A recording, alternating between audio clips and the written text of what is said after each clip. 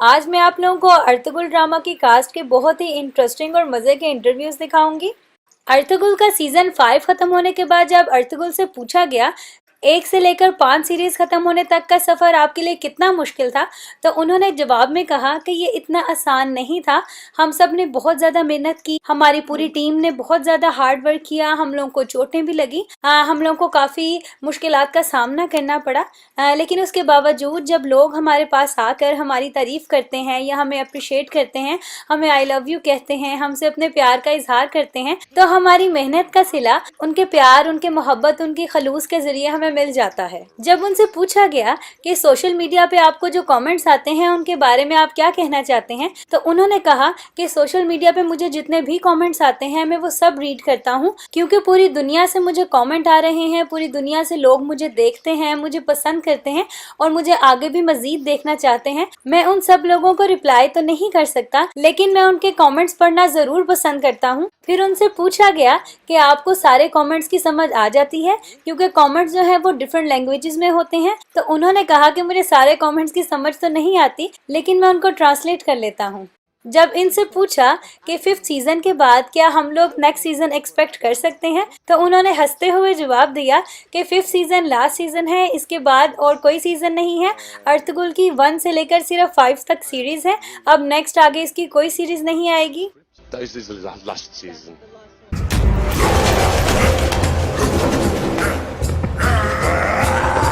नोयान का character villain का character है, जो कि आपको सीजन 2 में देखने को मिलेगा। सीजन 1 में नोयान का कैरेक्टर नहीं है। जब इनसे पूछा गया नोयान के कैरेक्टर के बारे में, तो इन्होंने बताया कि जब मुझे इंटरव्यू के लिए कॉल आई तो मैंने स्क्रिप्ट पढ़ा और मुझे वो बहुत अच्छा लगा और इंटरेस्टिंग लगा, तो मैंने कहा कि हाँ मैं ये रोल प्ले कर सकता हूँ।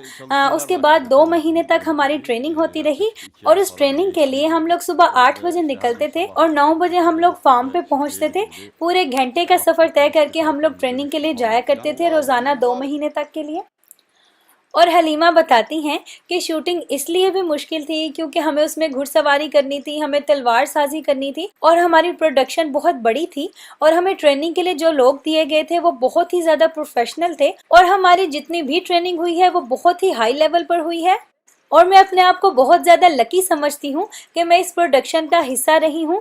इसकी वजह से लोग मुझे बहुत ज़्यादा पसंद कर रहे हैं, मुझसे बहुत ज़्यादा प्यार कर रहे हैं और पूरी दुनिया में मेरे काम को बहुत ज़्यादा अप्रिशिएट किया जा रहा है। लोग मुझे मेरे असली नाम से ज़्यादा हलीमा के नाम से जानने लगे हैं और मेरी फ़ैन फॉलोइंग भी बहुत ज़्यादा तेज़ी से बढ़ रही है।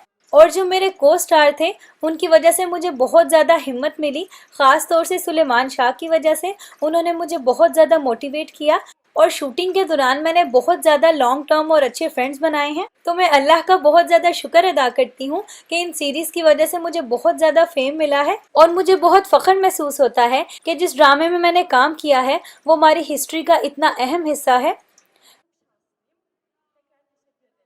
जब उनसे पूछा गया कि क्या शूटिंग के दौरान आपको चोटें आती थी, तो अर्तुगरुल ने जवाब दिया, बहुत दफ़ा मुझे चोटें आती थी, लेकिन ज़्यादातर मुझे चोटें हाथ पर आती थी क्योंकि मेरा काम तलवार से फाइट करना था और सेट पे कुछ लोग ऐसे भी थे जिन्हें बिल्कुल तलवार चलाना नहीं आता था, तो उनको मुझे सिखाना भी पड़ता था और उनको सिखाते सिखाते मेरे हाथ भी काफ़ी ज़ख्मी हो जाते थे और मैं काफ़ी दफ़ा ज़ख्मी हाथों से भी अपने सीन शूट करवाता था, लेकिन मैं किसी को एहसास नहीं होने देता था कि मैं कितना ज़्यादा तकलीफ़ में हूँ, क्योंकि अर्तुगरुल का कैरेक्टर इतना ज़्यादा पावरफुल था। तो जब मैं शूटिंग स्टार्ट करता था तो उस कैरेक्टर से मुझे इतनी ज़्यादा स्ट्रेंथ मिलती थी कि मैं अपनी तकलीफ भूल जाता था।